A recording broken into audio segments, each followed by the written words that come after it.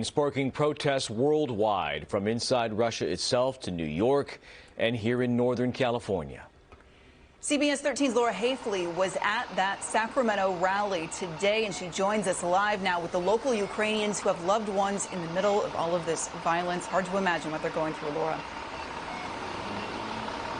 It really is. And this morning, President Biden suggested that the motivation behind this violence was the return to the Soviet Union, an idea that strikes fear in people who live here in Sacramento whose loved ones are still in Ukraine trying to get out.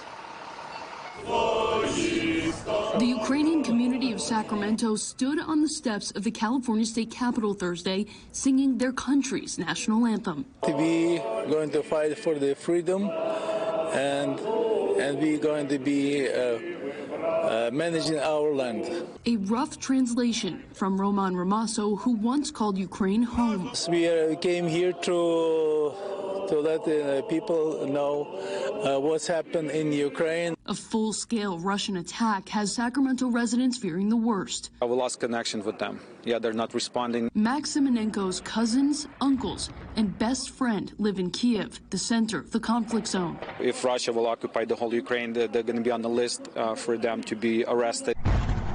I spoke directly to Max Simonenko's best friend, who did not want to be identified, but took this video in Kiev and shared it with CBS 13 exclusively. Missiles can be seen and heard exploding over Ukraine's capital city. Moments after the explosions, he fled to Poland. Right now I'm kind of shaking and a little bit emotional. I think they're in the front right now fighting for their freedom. Some on the front lines and others there for support, including the son of a Roseville man, Chad Martz, who lives in Ukraine and hasn't left. Are you okay? Are you safe right now? I would say that we're safe.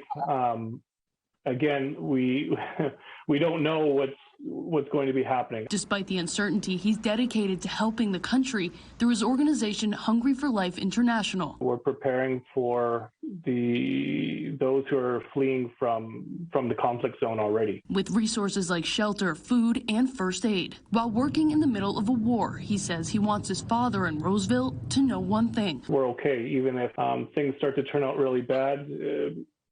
We're okay.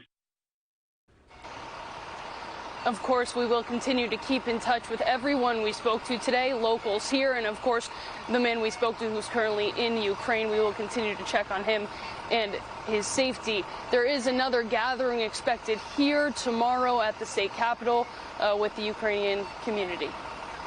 Thoughts are certainly with them. Thanks, Laura.